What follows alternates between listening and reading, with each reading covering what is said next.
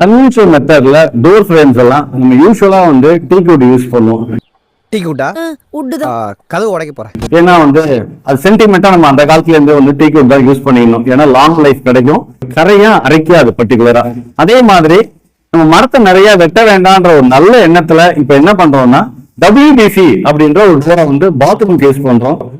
உங்களுக்கு டீக் வுட்ல வந்து என்ன அட்வான்டேஜ் இருக்கு, தண்ணிக்குள்ளேயே கிடந்தா கூட வீணாகாதுன்ற மாதிரி இந்த WBCலயே உங்களுக்கு தண்ணிக்குள்ளேயே கிடக்கலாம், வீணாவே போகாது. அதோட இல்லாம added advantage termite proof, economical, fire resistance, easy installation. நம்ம அழகா சைட்லயே வந்து அதை அசம்பிள் பண்ணி அழகா அதை இன்ஸ்டால் பண்ணிக்க முடியும்.